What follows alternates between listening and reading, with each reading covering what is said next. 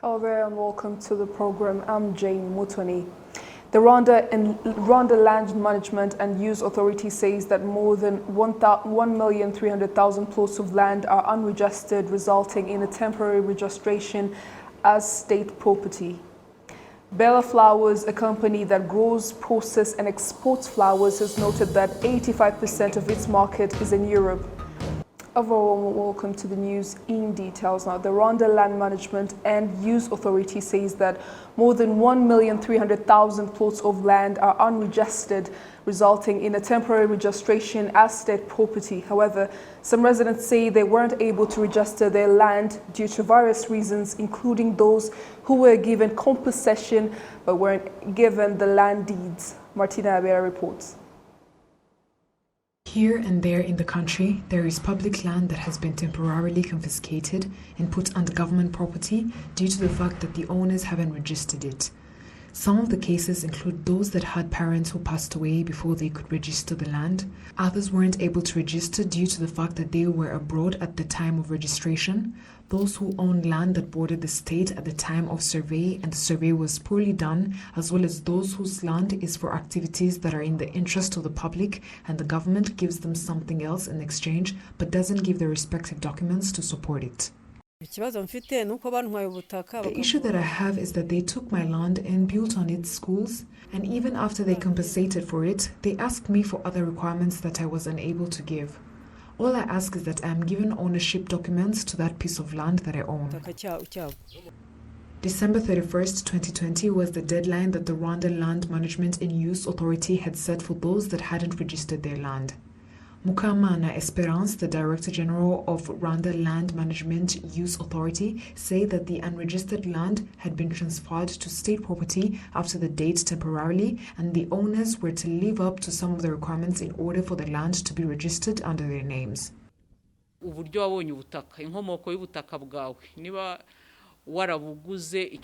need to be able to provide information on how you own that piece of land, whether it was sold to you or you acquired it in any other way.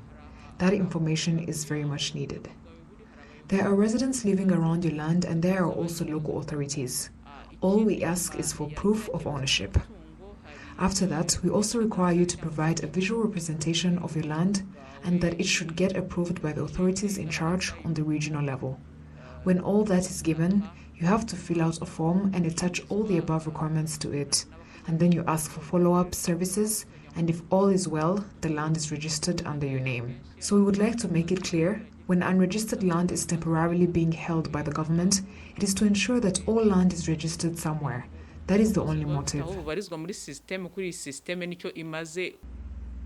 For the residents who don't have the required documents, such as the fact that people that they bought the land from are nowhere to be found or vice versa, it is up to the courts to confirm them and get them registered. In the year of 2009 to 2013, it is when the process of registering land began and the issuance of permanent documents. 11,576,996 million pieces of land were registered. The number of pieces of land owned by the state land is 841,257, and the amount of unregistered land that goes into state property on temporarily basis is 1,315,890 million. Martina Evera, RTV News. Thank you, Martina, for that report. Now, Bella Flowers, a company that grows, processes and exports flowers, has noted that 85% of its market is in Europe. The company is looking to expand its market into West African because countries there import flowers from Europe at a high cost when they could get them from Rwanda. Olive Nete reports. Bella Flowers Company, a floriculture industry, has 100 hectares in total and grows 17 varieties of fresh roses on 45 hectares. This company notes that it harvests about 4 to 5 tons of flowers each week, and this productivity has led to about 8 billion in 2021. The Chief Executive Officer of Bella Flowers, Amy Nyirigira, has noted that despite the pandemic of COVID-19, they managed to expand their productivity. It's been a challenge, it's been a tough. Of course, we are not immune as like any other company in Rwanda, even across Africa and globally. But amazingly, we managed to withstand those shocks. We have maintained our workforce. We have never laid off any staff. Very miraculously, every single year, we make a progress. Our revenue projection for 2019, we managed to do close to 5 billion. 2019, that sales 2019. Then it came 2020. Our sales actually went up to almost 6 billion. Then now, as I said to you, the last year, so we're gonna see probably between 7 and 8 billion. So you can see gradual increase. We are not going down, actually. This company has 1,000 employees. They say that working in this floriculture industry supports them in their daily life and that they manage their expenses with the salary they get. If I do my work properly, the company pays me a good salary and this supports me in my expenses. We have different issues in our families and I use the money I earn to solve those problems.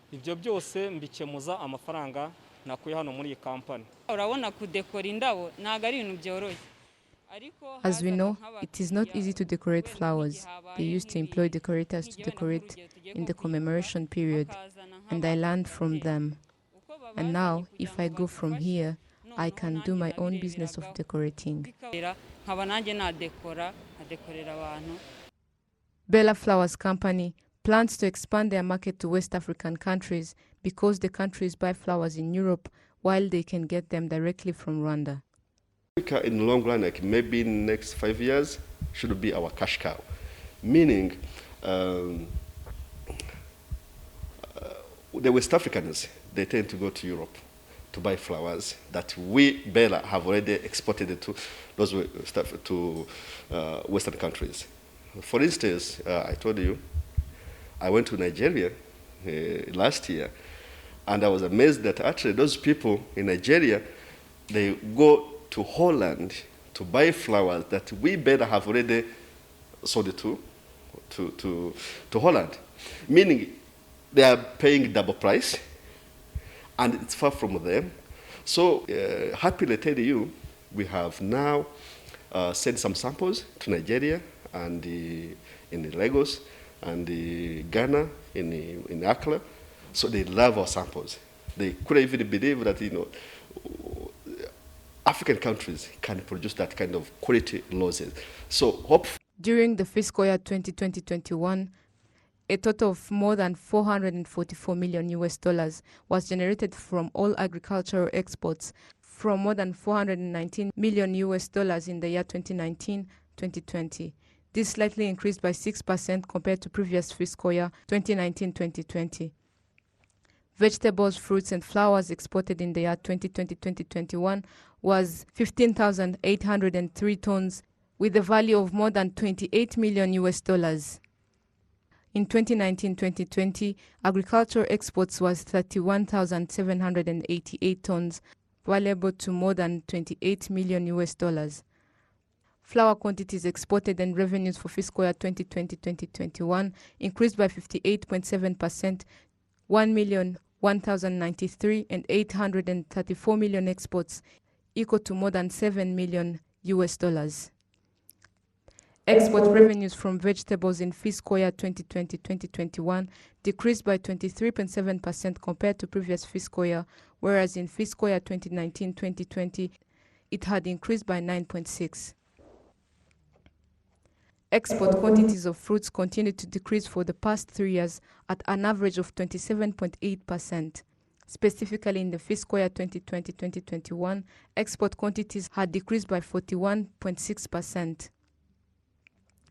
Rwanda aims to generate $1 billion in agricultural exports by 2024. Olive Nete, reporting for RTV News. Quite insightful. Now, a cross-section of residents commend the efforts that the government has put in promoting illiteracy among people, which has resulted to a reduction of those who can't read and write. Gloria Mutesi reports. Mukangabe Specios is a resident of Nduwa sector in Kigali City. She never had the opportunity to go to school. She didn't know how to read and write. She says this was a challenge for her. If I'd gone to school, I'd be able to read various things for myself, like demarcations for finding where I'm going, instead of asking people for directions. Even though she didn't get a chance to go to school, she wakes up at 5:30 a.m. in the morning to take her grandchild to school every day. I prepare him for school, and by 6 a.m. I take them to school. Sometimes when they are slow, I carry them on my back so we can get to school on time.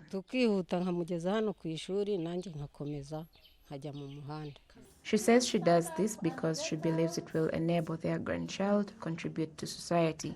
Based on how the leaders helped me to get treatment for him, I feel like he could be one of the future leaders too, so that he can help other people as well and tell other people of how his grandma strived to give him an education she never got the chance to have. 47-year-old Nyaminani Claude is a resident of Rulindo who is also illiterate. It's mostly because our parents back then didn't prioritize education, and that's why I got to an older age without knowing how to read or write. He urges all illiterate people to strive and learn how to read and write, and especially not deprive their children of the education because it's now accessible. Just because I didn't have a chance to go to school doesn't mean my children should be deprived of education as well. Perhaps when I am older, my children will teach me how to read and write because I took them to school. Both the literate and illiterate people acknowledge the government's efforts to reduce the number of illiterate people in the country. I thank the government for its efforts in encouraging residents to learn how to read and write. The government has put tremendous efforts. We also see various churches calling upon people on Sunday to utilize these programs for adult literacy centers. Education experts say that having a large number of educated people to some extent contributes to the development of the country in general and to the well-being of the people, as explained by Dr. Jean-Francois Munyakayanza, an expert in education.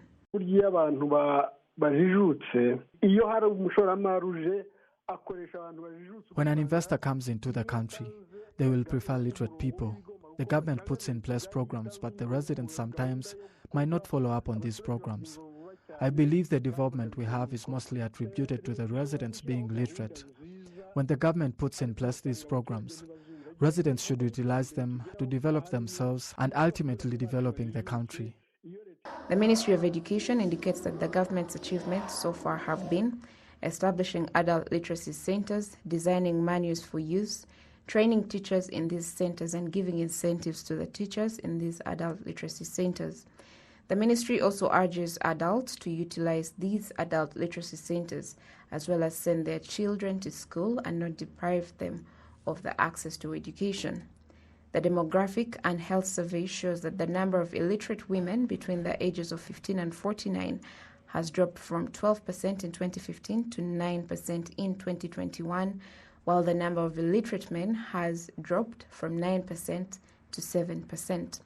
The study also found that women that have finished high school and university accounted for 29% of urban areas in the city of Kigali, with the southern province having the lowest percentage of 8%, and the north and western province accounting for 9%. Gloria Mutesi reporting for RTV News.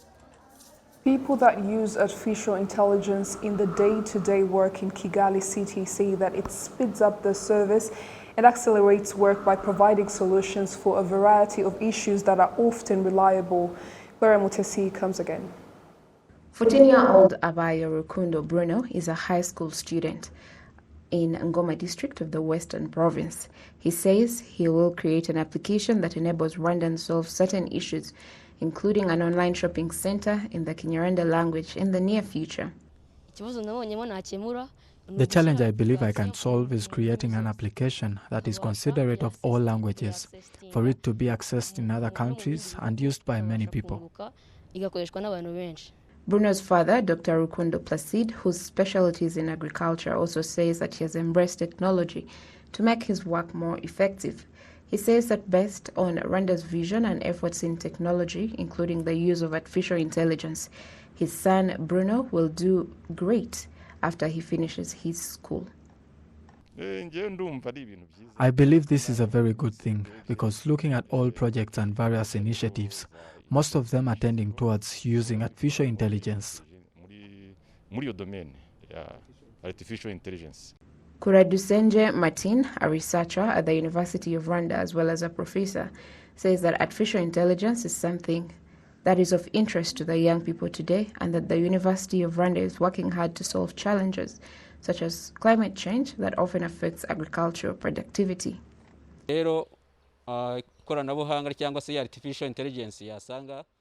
When people understand artificial intelligence technology, they are able to utilize it to guide their work. For instance, if a farmer realizes that different seasons determine the level of productivity and the weather won't favor the harvest for his produce, that will guide them in knowing that they have to irrigate. Investors in various fields of science and technology say that artificial intelligence in Rwanda has picked up and has started to yield results, especially in the service sector. Before it was chaotic without this technology, but now a passenger just needs to have a card that is loaded, and that has solved the challenges we had before. Munezero Angelos, a public digitization analyst at Rwanda's Ministry of ICT and Innovation, says that by June this year, Rwanda would have developed a policy that would regulate the use of artificial intelligence. Young people in school, the teachers, and schools are encouraged to promote the use of technology to increase innovative projects that will solve challenges in the Rwandan society. The Ministry of ICT and Innovation says that this policy will be preceded by a study that will be published next month, which will show how the use of artificial intelligence technology is progressing in Rwanda. The artificial intelligence technology is currently being used in trade, transportation, road safety, agriculture and animal husbandry, in the medical field, and in various research studies. Now, residents that were hired in the expansion of the IPRC Huye Institute of Vocational Training and Technical Education say that it has helped them in terms of solving some of the financial issues that they were facing. Take a look. Just last year, the construction to expand the IPRC Huye began. The new building includes classrooms and laboratories with the aim of improving the quality of education provided. It is a 3,000 square meter building. Mukamudodo Concealed is among those that are hired to work on the construction. They say it has helped their families significantly in terms of solving financial problems. I came and started working like everybody else. Since then, I've been able to pay my children's school fees and buy groceries. I've been able to afford health insurance. I would like to thank the owner of this project because it transformed our lives as we were living in poverty. Dr. Twabagira Barnabe, principal of the IPRC Huye Institute of Vocational Training and Technical Education, says that the existing school buildings were getting old on top of being few, hence detrimental to quality of education provided. He says the completion of this building will solve all problems and improve the quality of education. This building will be a game changer for us in terms of education because we have up-to-date equipments which shouldn't be kept in old buildings. Hence, they shall be transferred to this new building. And again, students who are studying in hard conditions whereby sometimes when it rains, the buildings would leak. But after the completion, they will be in a better building and also the number of students will increase from the 1,500 that we have to 1,000 more, making it 2,500 due to the size of this new building.